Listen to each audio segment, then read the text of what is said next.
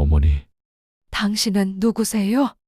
침울했던 장례식장에 울려 퍼진 한 남자의 목소리였습니다. 여러분, 인생에서 가장 아픈 순간이 언제일까요? 사랑하는 사람이 영원히 떠나가는 그 순간일 겁니다. 그런데 만약 그 슬픔의 자리에 전혀 예상치 못한 사람이 갑자기 나타난다면 어떨까요? 더 놀라운 것은 그가 자신을 아들이라고 주장한다는 사실입니다. 이 남자의 정체. 그리고 왜 갑자기 나타난 걸까요?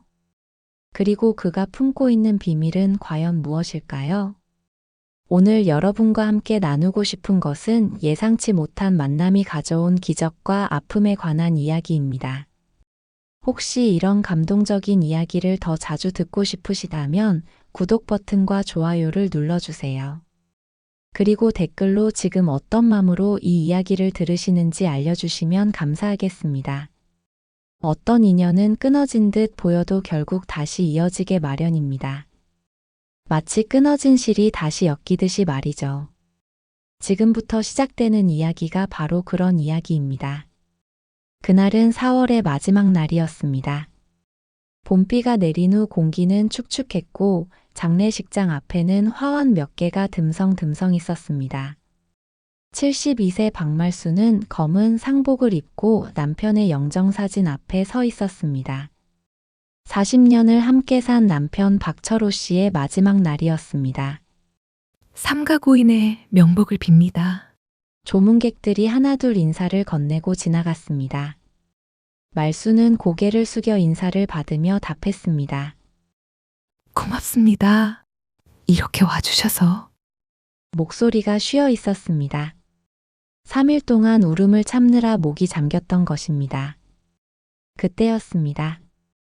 장례식장 입구로 검은 외제차 한 대가 들어왔습니다. 동네 사람들은 모두 서민이라 그런 비싼 차를 탄 사람은 없었습니다. 차에서 40대 중반 정도로 보이는 남자가 내렸습니다. 키가 크고 잘생긴 얼굴에 값비싼 정장을 입고 있었습니다. 하지만 그의 눈은 빨갛게 충혈되어 있었습니다. 남자는 잠시 주변을 둘러보더니 누군가를 찾는 듯 했습니다. 그리고 천천히 말순에게 다가왔습니다. 조문객들이 수군거렸습니다. 저 사람 누구지? 모르는 사람인데. 말순 언니 친척인가?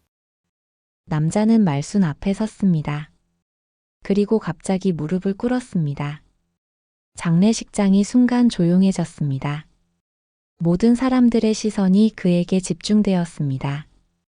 남자의 눈에서 눈물이 흘러내렸습니다. 그의 입술이 떨렸습니다. 어머니, 남자가 떨리는 목소리로 말했습니다. 말수는 얼어붙었습니다. 무슨 소리인지 이해할 수 없었습니다. 주변 사람들도 웅성거렸습니다. 뭐라고 했지? 어머니라고 했나? 저 사람 미친 거 아니야?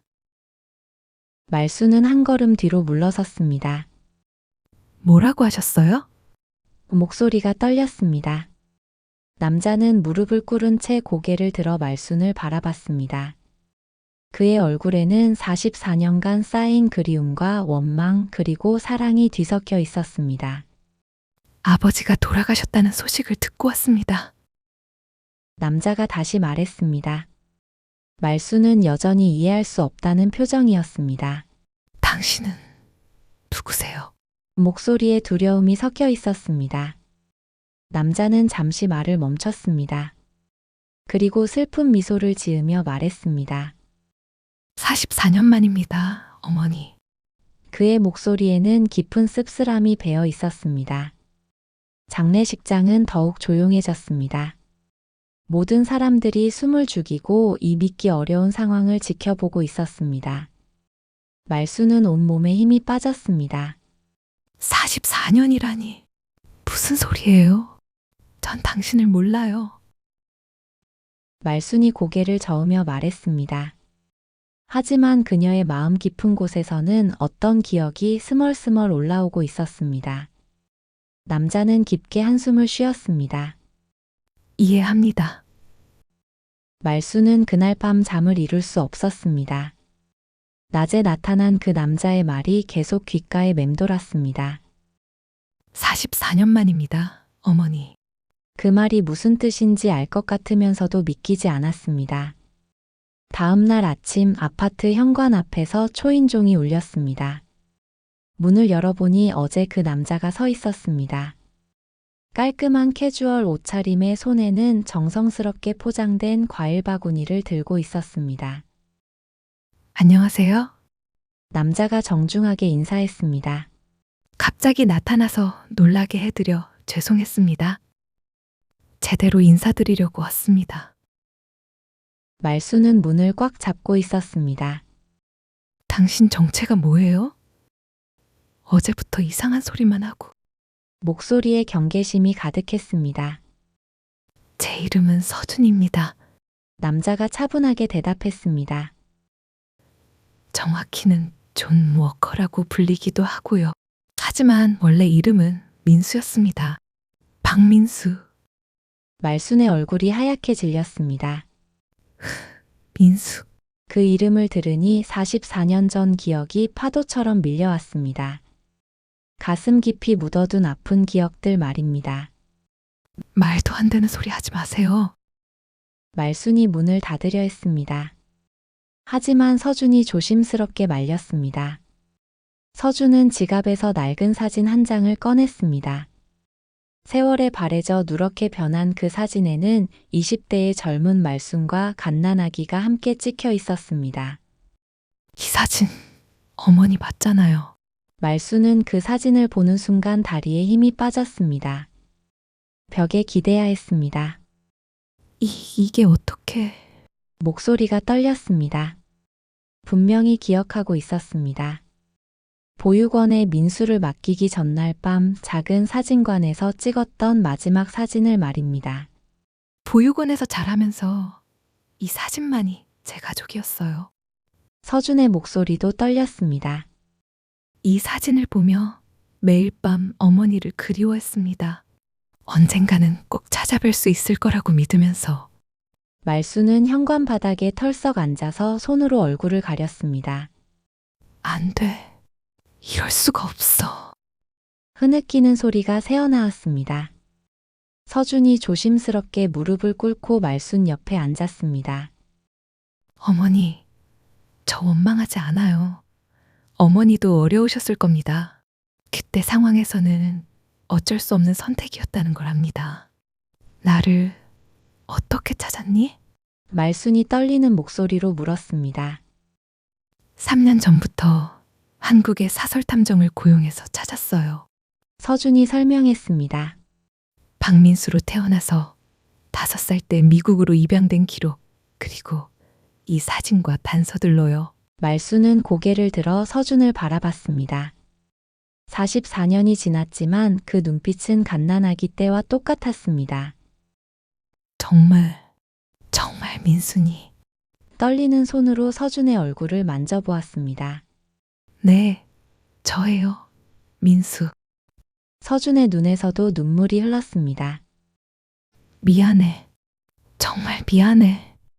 말순이 서준을 끌어안았습니다. 44년 만의 포옹이었습니다. 모자는 현관에서 한참 동안 울었습니다. 세월이 빼앗아간 시간들이 너무나 아팠습니다. 그날 밤 말수는 혼자 앉아 44년 전을 떠올렸습니다. 그때는 정말 절망적인 시절이었습니다. 남편 철호는 술만 마시면 폭력을 휘둘렀고 생활비는 늘 부족했습니다. 그런 와중에 셋째 아이를 임신했던 것입니다. 또 애를 가졌다고? 먹여 살릴 돈도 없는데. 철호가 소리를 질렀던 기억이 생생했습니다. 그때 말수는 이미 2아이를 키우고 있었습니다. 큰딸 영희는 중학생이었고 둘째 아들 철이는 초등학생이었습니다. 임신 8개월까지도 철호는 아이를 지우라고 했습니다. 하지만 말수는 그럴 수 없었습니다. 이미 뱃속에서 생명이 꿈틀거리는 것을 느꼈기 때문입니다. 결국 아이를 낳았습니다. 작고 여린 아들이었습니다. 민수야. 말순이 갓난아기에게 이름을 지어줬습니다. 하지만 철호는 그 아이를 보려고도 하지 않았습니다. 먹고 살기도 힘들었고 낳지 말라는 걸 낳았다고 남편은 더욱 폭군으로 변했습니다. 미친 사람 같았습니다. 내 자식이 아니야. 갖다 버려. 매일 그런 말을 했습니다. 말수는 아이를 업고 공장에서 일했습니다. 다른 아이들 학비와 생활비를 벌어야 했습니다. 하지만 갓난아기를 데리고 일하는 것은 너무 힘들었습니다. 아이가 울면 일을 멈춰야 했고, 그럴 때마다 공장장에게 핀잔을 들어야 했습니다. 어느 날 철호가 술에 취해 집에 왔습니다. 민수가 울고 있었는데 철호가 갑자기 화를 냈습니다. 시끄러워 죽겠어. 저 애 당장 어디든 갖다 버려. 그리고는 민수를 바닥에 내팽개쳤습니다. 다행히 아이는 다치지 않았지만 말수는 그날 결심했습니다. 이 집에서는 민수가 안전할 수 없다고 생각했습니다. 며칠 후 말수는 몰래 보육원을 찾아갔습니다. 이 아이를 잠시 맡아주세요. 보육원 원장 앞에서 말수는 무릎을 꿇었습니다. 임시로만요. 제가 돈을 좀 모으면 다시 데리러 올게요. 원장은 안타까운 표정으로 말순을 바라봤습니다. 어머니, 한 번 맡기면 다시 데려가기가 쉽지 않아요. 정말 신중히 생각해 보세요. 제발요. 이 아이 아버지가 이 아이를 너무 미워해요. 여기가 더 안전할 것 같아요. 말순의 목소리는 절망으로 떨렸습니다. 결국 민수는 보육원에 맡겨졌습니다. 말수는 마지막으로 아이와 사진을 한 장 찍었습니다. 그리고 그 사진을 아이의 속옷에 꿰매어 넣고 떠났습니다. 엄마가 꼭 데리러 올게. 기다려, 민수야. 하지만 현실은 냉혹했습니다. 두 아이 키우기도 벅찬 상황에서 민수를 데리러 갈 여유는 없었습니다. 몇 번인가 보육원에 전화를 걸어봤지만 점점 용기가 나지 않았습니다. 그러다 어느 날 민수가 미국으로 입양되었다는 소식을 들었습니다.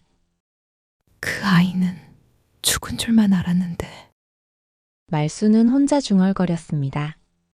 44년 동안 마음 깊숙이 묻어둔 죄책감이 다시 살아났습니다. 그 아이가 살아있었다니, 그것도 이렇게 성공한 모습으로 돌아왔다니. 말수는 그날 밤 한잠도 못 잤습니다. 민수의 얼굴이 자꾸 떠올랐습니다. 갓난아기였던 민수, 그리고 어제 만난 중년의 서준. 그 사이의 44년은 너무나 긴 세월이었습니다. 다음 날 아침 서준이 다시 찾아왔습니다. 이번에는 두꺼운 서류 봉투를 들고 있었습니다. 어머니, 정확한 확인을 위해 DNA 검사를 받으시죠. 서준이 조심스럽게 말했습니다. 100% 확신하고 싶어요. 말수는 고개를 끄덕였습니다. 그래야겠구나. 어디서 하면 되니? 제가 미리 알아봤어요. 오늘 당장 할 수 있어요. 서준이 대답했습니다. 결과는 3일 후에 나온대요. 둘은 함께 병원에 갔습니다. 간단한 검사였습니다. 면봉으로 입안을 살짝 닦는 것만으로 끝났습니다. 검사를 마치고 돌아오는 길에 서준은 말했습니다. 그동안 어떻게 사셨어요? 많이 힘드셨죠? 말수는 잠시 말을 멈췄습니다. 힘들었지. 특히 너를 보낸 후로는 매일 후회했어. 목소리가 작아졌습니다. 제 형제들은 어떻게 지내나요? 서준이 물었습니다. 영희는 부산에 살고 철이는 취직해서 따로 살고 있어. 말순이 대답했습니다. 둘 다 네 존재를 몰라. 아버지도 애들한테 말 안 하기로 했었고. 서준은 고개를 끄덕였습니다. 괜찮아요, 어머니. 이해해요. 3일 후 검사 결과가 나왔습니다. 친자 일치 확률 99.99%. 서준은 정말 말순의 아들이었습니다. 정말 내 아들이구나. 말순이 결과지를 보며 중얼거렸습니다. 이제야 완전히 현실로 받아들일 수 있었습니다. 저는 5살 때 미국으로 입양됐어요. 미국 부모님은 존과 메리 워커라는 분들이었는데 정말 좋은 분들이셨어요. 저를 친자식처럼 사랑해 주셨거든요. 서준은 자신의 이야기를 계속했습니다. 대학은 MIT에서 컴퓨터 공학을 전공했고 졸업 후에는 IT 벤처 회사를 차렸습니다. 운이 좋게도 회사가 크게 성공했어요. 그렇구나. 대단하다. 많이 고생했겠구나. 아닙니다. 양부모님 덕분에 좋은 교육을 받을 수 있었어요. 서준의 표정이 잠시 어두워졌습니다. 하지만 항상 마음 한구석이 비어있는 느낌이었어요. 제 진짜 뿌리를 알고 싶었거든요. 서준은 지갑에서 명함을 꺼내 보여줬습니다. 제 회사 명함이에요. 제이테크 솔루션 CEO고요. 직원은 200명 정도 되는 회사예요. 말수는 그 명함을 받아들고 한참을 바라봤습니다. 존 워커? 아, 미국 이름이에요. 하지만 법적으로 한국 이름도 남겨뒀어요. 박서준. 민수에서 서준으로 개명했죠. 서준이 설명했습니다. 서준은 민수란 이름이 원망스러웠습니다. 그러나 이젠 민수로 살고 싶었습니다. 그리고 그를 민수라고 부르는 유일한 사람은 그의 어머니 말순뿐이었습니다. 사업가가 되었다니. 내가 보육원에 보낸 그 작은 아이가 말순이 믿기 어려워했습니다. 어머니 덕분이에요. 서준이 진심으로 말했습니다. 어머니께서 저를 보육원에 맡겨주셨기 때문에 좋은 양부모님을 만날 수 있었어요. 만약 그때 다른 선택을 하셨다면 지금의 제가 있을 수 없었을 겁니다. 말순의 눈에 눈물이 고였습니다. 고마워. 그렇게 생각해줘서. 하지만 서준의 표정에는 그림자가 드리워져 있었습니다. 아직 말하지 못한 무언가가 있는 것 같았습니다. 며칠 후 서준이 평소보다 늦게 말순을 찾아왔습니다. 얼굴이 유난히 창백해 보였습니다. 민수야, 어디 아프니? 말순이 걱정스럽게 물었습니다. 이제는 자연스럽게 민수라고 부르고 있었습니다. 서준은 소파에 앉아 한참을 말없이 있었습니다. 그리고 천천히 입을 열었습니다. 어머니, 할 말 있어요. 뭔데? 무슨 일이라도 있었니? 말순이 서준 옆에 앉았습니다. 서준은 깊게 숨을 들이쉬었습니다. 사실은 저 많이 아픕니다. 목소리가 떨렸습니다. 아프다고? 어디가 아픈데? 말순이 서준의 이마에 손을 댔습니다. 췌장암이래요. 서준이 조용히 말했습니다. 6개월 전에 진단받았어요. 말순은 마치 벼락을 맞은 것 같았습니다. 무슨 소리야. 췌장암이라니. 췌장암 사기래요. 이미 많이 진행된 상태고요. 서준이 담담하게 말했습니다. 미국에서 할 수 있는 모든 치료를 다 해봤지만 의사들은 완치가 어렵대요. 말순은 그 자리에 주저앉았습니다. 안 돼. 그럴 수 없어. 방법이 있을 거야. 한국 병원에서 다시 봐보자. 이미 서울대 병원에서도 확인받았어요. 서준이 말순의 손을 잡았습니다. 같은 진단이었어요. 그럼 어떻게 되는 거야? 말순이 떨리는 목소리로 물었습니다. 의사 말로는 길어야 6개월이랍니다. 서준의 목소리는 의외로 평온했습니다. 그래서 한국에 온 거예요. 마지막으로 어머니를 꼭 보고 싶었거든요. 말순은 서준을 끌어안고 울기 시작했습니다. 왜 이제야 나타났니? 왜 이제야? 가슴이 찢어질 것만 같았습니다. 어머니, 울지 마세요. 서준이 말순의 등을 토닥였습니다. 저는 이미 충분히 행복한 삶을 살았어요. 좋은 양부모님 밑에서 자랐고, 사업도 성공했고, 그리고 마지막에 이렇게 어머니도 만날 수 있었잖아요. 아니야. 이럴 수가 없어. 말순이 고개를 저었습니다. 서준은 잠시 침묵했습니다. 그리고 슬픈 미소를 지으며 말했습니다. 저는 후회 없어요. 오히려 감사해요. 죽기 전에 어머니를 만났으니까요. 민수야, 말순이 서준의 얼굴을 손으로 어루만졌습니다. 엄마가 너를 제대로 키우지 못해서 미안해. 정말 미안해. 어머니 잘못이 아니에요. 서준이 말했습니다. 어머니도 어쩔 수 없는 상황이었잖아요. 저는 다 이해해요. 그날 밤 말순은 한잠도 못 잤습니다. 44년 만에 찾은 아들을 또다시 잃어야 한다는 현실을 받아들이기 힘들었습니다. 왜 하늘은 이렇게 잔인한 걸까? 그런 생각만 계속 들었습니다. 다음 날 아침 서준이 다시 찾아왔습니다. 어제보다는 얼굴에 생기가 돌아 보였습니다. 어머니, 제가 여기 있는 동안 함께 시간을 보내요. 서준이 말했습니다. 남은 시간 의미 있게 보내고 싶어요. 말순은 고개를 끄덕였습니다. 그래, 함께 있자. 그 다음 날부터 서준은 매일 말순을 찾아왔습니다. 아침에 와서 함께 식사를 하고 오후에는 동네를 산책하거나 시장에 장을 보러 갔습니다. 저녁에는 함께 앉아 이야기를 나누었습니다.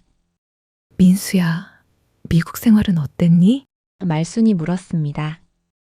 어렸지만 기억나요. 전 아주 자세히 기억나요. 보육원도 미국으로 가던 비행기도 처음에는 정말 힘들었어요. 말도 안 통하고. 하지만 양부모님이 참 잘해주셨어요. 특히 양어머니 메리는 제가 한국 음식을 기억하게 하려고 김치 담그는 법까지 배우셨어요. 말순은 고마운 마음이 들었습니다. 그분들께 인사라도 드려야 하는데 양부모님은 3년 전에 모두 돌아가셨어요. 서준의 목소리가 조용해졌습니다. 그래서 더 외로웠나 봐요. 한국의 진짜 가족이 그리워졌던 것 같아요. 말순은 서준의 손을 꽉 잡았습니다. 이제 엄마가 있잖니. 외롭지 마라. 다음 날 함께 전통시장에 갔습니다. 서준이 말순을 도와 무거운 장바구니를 들어주었습니다. 시장 상인들이 신기해했습니다. 호호호. 아주머니, 저 멋진 사람 누구야? 과일 가게 아주머니가 물었습니다. 우리 아들이에요. 말순이 자랑스럽게 대답했습니다. 아들? 못 보던 사람인데? 셋째예요. 미국에서 살다가 왔어요. 서준은 시장 상인들에게도 정중하게 인사했습니다. 안녕하세요. 어머니가 늘 신세를 지고 있습니다. 상인들은 서준의 예의 바른 모습에 감탄했습니다. 집에 돌아와서는 함께 요리를 했습니다. 서준이 의외로 요리를 잘했습니다. 미국에서 혼자 살 때 배웠어요. 서준이 능숙하게 채소를 썰며 말했습니다. 한국 요리는 유튜브로 배웠는데 엄마가 해주시는 맛과는 확실히 다르네요. 그럼 엄마가 제대로 가르쳐 줄게. 말순이 기뻐했습니다. 김치찌개, 된장찌개, 미역국 다 가르쳐 줄 테니까 잘 배워둬라. 함께 밥을 먹으면서 서준은 어린 시절 이야기를 물어보곤 했습니다. 제가 어렸을 때는 어땠어요? 많이 울었나요? 말순은 잠시 생각에 잠겼습니다. 순했어. 별로 울지도 않고 밤에도 잘 자고. 목소리가 떨렸습니다. 미안해, 민수야. 엄마가 너와 함께한 시간이 너무 짧아서 기억이.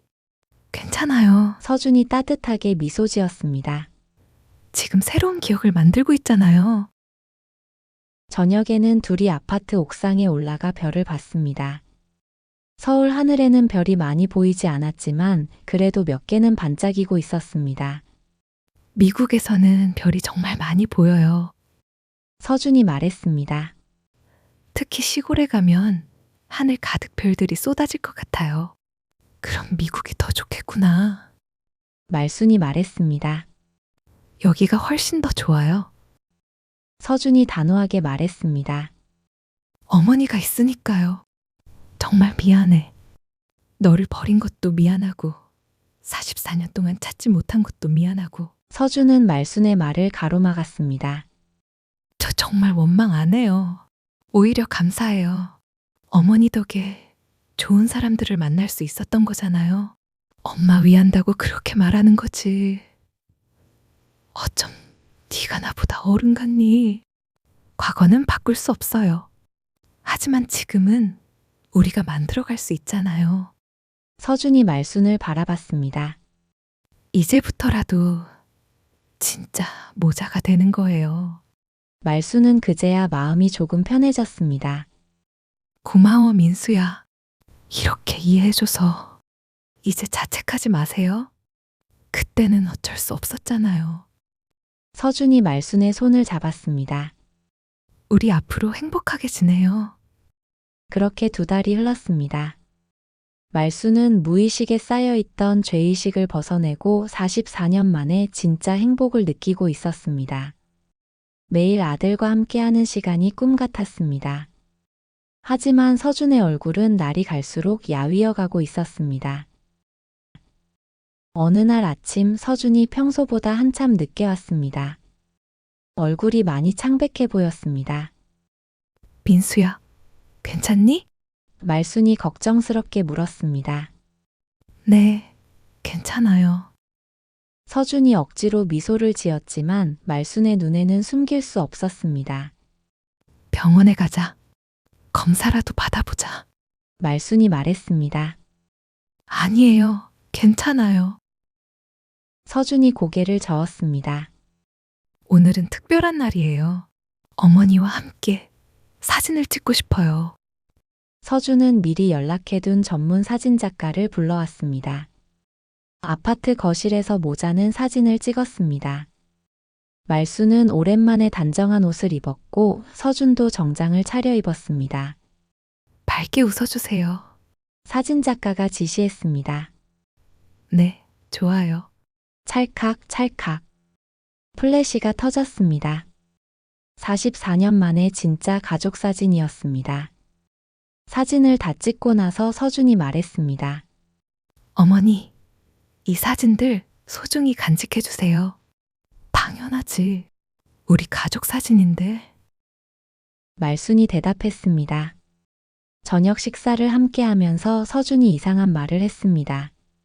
제가 만약 갑자기 연락이 안 되더라도 너무 걱정하지 마세요. 말순이 불안해했습니다. 무슨 소리야? 왜 갑자기 그런 말을 해? 그냥 혹시 모르니까 하는 말이에요. 서준이 얼버무렸습니다. 그날 밤 서준은 평소보다 훨씬 오래 머물렀습니다. 밤 11시가 넘어서야 일어났습니다. 이제 가야겠어요. 서준이 말했습니다. 내일도 와. 말순이 말했습니다. 네, 와야죠. 서준이 대답했지만 목소리에는 확신이 없었습니다. 서준은 현관문 앞에서 한 번 더 뒤돌아봤습니다. 엄마, 엄마라고 해도 되죠? 그렇게 불러보고 싶었어요. 그럼 엄마라고 불러. 엄마, 사랑해요. 정말 많이요. 말순이 대답했습니다. 나도 사랑한다. 하지만 그것이 마지막 만남이었습니다. 다음 날부터 서준은 나타나지 않았습니다. 전화를 해봐도 연결되지 않았습니다. 이틀이 지나고 사흘이 지났습니다. 말순은 불안해서 잠을 이룰 수 없었습니다. 뭔가 잘못된 건 아닐까? 그런 생각만 계속 들었습니다. 일주일이 지난 어느 날 오후 집 앞에 고급 외제차가 멈춰 섰습니다. 검은 벤츠였습니다. 하지만 서준이 아닌 정장 차림의 운전기사가 내렸습니다. 박말순 어머님 댁이 맞습니까? 운전기사가 정중하게 물었습니다. 네, 맞습니다. 말순이 대답했습니다. 이것을 전해드리라고 하셨습니다. 운전기사가 두꺼운 봉투를 건넸습니다. 그리고 깊은 애도의 말씀을 전해드립니다. 말순은 그 말을 듣는 순간 다리에 힘이 빠졌습니다. 애도라니. 무슨. 박서준 대표님이 일주일 전에 별세하셨습니다. 운전기사의 목소리도 침울했습니다. 마지막 유언이 어머님께 이것을 꼭 전해드리는 것이었습니다. 말수는 그 자리에 주저앉았습니다. 안 돼. 그럴 수 없어. 손에 든 봉투가 떨렸습니다. 운전기사는 잠시 서 있다가 조용히 고개를 숙이고 떠났습니다. 말수는 한참 동안 바닥에 앉아 있었습니다. 봉투를 열 용기가 나지 않았습니다. 마침내 봉투를 열었습니다. 안에는 편지 한 장과 병원 진단서 그리고 공증된 유언장이 들어 있었습니다. 편지부터 읽기 시작했습니다. 서준의 정성스러운 글씨였습니다. 사랑하는 엄마에게 이 편지를 읽고 계시다는 건 제가 이미 떠났다는 뜻이겠죠. 놀라셨을 거예요. 인사도 없이 떠나서 정말 죄송해요. 하지만 엄마 앞에서 아픈 모습을 보여드리고 싶지 않았어요. 엄마와 함께한 2달이 제 인생에서 가장 행복한 시간이었어요. 44년 동안 그리워했던 엄마의 사랑을 충분히 받았어요. 더 이상 원망도 없고 후회도 없어요. 엄마, 제발 자책하지 마세요. 엄마는 잘못이 없어요. 오히려 저를 이 세상에 태어나게 해주셔서 감사해요. 유언장에 적힌 대로 제 모든 재산은 엄마께 드려요.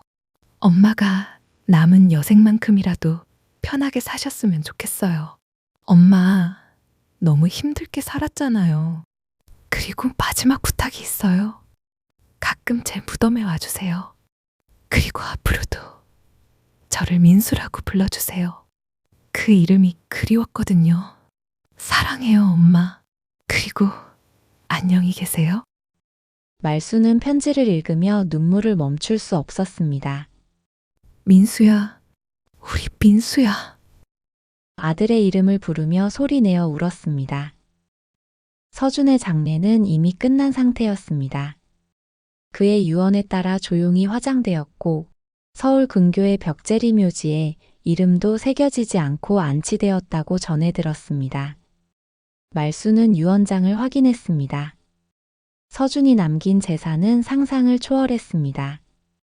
아파트 3채, 주식 그리고 현금까지 합쳐 수십억 원에 달했습니다.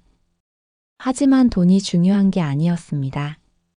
아들을 잃은 마음의 구멍은 돈으로 메울 수 없었습니다. 며칠 후 말수는 서준의 무덤을 찾아갔습니다. 택시를 타고 1시간 반을 달려서 도착한 곳은 조용한 공원 묘지였습니다. 소나무와 잣나무가 우거진 언덕 위에 작은 묘비들이 줄지어 서 있었습니다. 23구역 15번. 한참을 헤매다가 드디어 서준의 무덤을 찾았습니다. 정말 작고 소박한 묘비였습니다. 회색 돌덩이 하나에 번호만 새겨져 있었습니다. 말수는 무덤 앞에 무릎을 꿇었습니다. 그리고 가져온 하얀 국화꽃을 정성스럽게 놓았습니다. 민수야, 엄마 왔어. 떨리는 목소리로 말했습니다. 왜 인사도 없이 갔니? 엄마가 얼마나 놀랐는지 아니? 산들바람이 불어와 소나무 가지를 흔들었습니다. 마치 서준이 엄마의 말에 대답하는 것 같았습니다. 미안해, 민수야. 엄마가 너를 제대로 지켜주지 못해서 미안해. 말순의 눈에서 눈물이 흘렀습니다. 44년 만에 만났는데 또 이렇게 보내야 하다니. 말순은 가방에서 작은 나무 팻말을 꺼냈습니다. 밤새워 직접 만든 것이었습니다. 거기에는 정성스럽게 사랑하는 아들 민수의 자리라고 새겨져 있었습니다. 이름도 없는 무덤에 있을 순 없지. 말순이 중얼거리며 그 팻말을 묘비 옆에 단단히 세웠습니다. 이제라도 엄마가 네 이름을 불러줄게. 팻말을 세우고 나서 말순은 한참 동안 무덤 앞에 앉아 있었습니다. 서준과 함께했던 2달을 되돌아봤습니다. 처음 만났던 장례식장에서의 충격받은 일, 같이 요리했던 따뜻한 저녁들, 사진을 찍었던 특별한 날. 짧았지만 너무나 소중한 기억들이었습니다. 민수야, 엄마가 약속할게. 말순이 무덤을 향해 말했습니다. 앞으로 자주 올게. 그리고 네가 좋아했던 음식도 가져다 놓을게. 따뜻한 바람이 또 불었습니다. 이번에는 꽃향기를 실어다 주는 바람이었습니다. 그리고 네 형하고 누나한테도 말할게. 동생이 있었다고. 너무나 사랑스러운 동생이. 말순의 목소리가 떨렸습니다. 너희들이 만났어야 했는데. 엄마가 미안하다. 해가 서산에 기울기 시작했습니다. 하늘이 붉고 노랗게 물들었습니다. 아름다운 석양이었습니다. 민수야, 엄마, 이제 갈게. 다음 주에 또 올게. 말순이 일어서려 했습니다. 하지만 오래 앉아 있었던 탓인지 무릎이 아파서 쉽게 일어날 수 없었습니다. 그때 근처에서 성묘를 마치고 돌아가던 중년 남자가 다가왔습니다. 괜찮으세요? 도와드릴까요? 고마워요. 말순이 그 남자의 도움을 받아 천천히 일어났습니다. 우리 아들 만나고 가는 길이에요. 그러시군요. 남자가 정중하게 말했습니다. 자주 오시나 봐요? 이제부터 자주 올 거예요. 말순이 대답했습니다. 44년 만에 만났거든요. 남자는 무슨 의미인지 정확히 이해하지 못했지만 그냥 조용히 고개를 끄덕였습니다. 조심히 가세요. 말순은 무덤을 마지막으로 한 번 더 돌아봤습니다. 저녁 햇살이 작은 나무 팻말을 비추고 있었습니다. 민수야, 엄마가 널 기억할게. 너의 이름은 영원히 내 가슴에 있다. 그리고 천천히 돌아서서 언덕길을 내려가기 시작했습니다. 뒤에서 부는 바람이 그녀의 등을 부드럽게 밀어주는 것 같았습니다. 마치 서준이가 엄마를 배웅해주는 것 같았습니다. 택시를 타고 집으로 돌아가는 길. 말순은 창밖의 풍경을 바라봤습니다. 가로등이 하나둘 켜지기 시작했고 사람들이 하루 일과를 마치고 집으로 돌아가고 있었습니다. 평범한 저녁 풍경이었지만 말순에게는 모든 것이 새롭게 보였습니다. 이제부터라도 잘 살아야지. 말순이 마음속으로 다짐했습니다. 민수를 위해서라도 행복하게 살아야지. 그렇게 44년 만에 만난 아들과의 이야기가 막을 내렸습니다. 짧았지만 진실했던 사랑의 이야기. 늦었지만 소중했던 모자의 시간. 그리고 이제는 기억 속에서만 만날 수 있는 영원한 사랑의 이야기였습니다. 앞으로 이야기가 더 듣고 싶으시다면 구독과 좋아요를 눌러주세요. 더 열심히 제작해 볼게요. 감사합니다.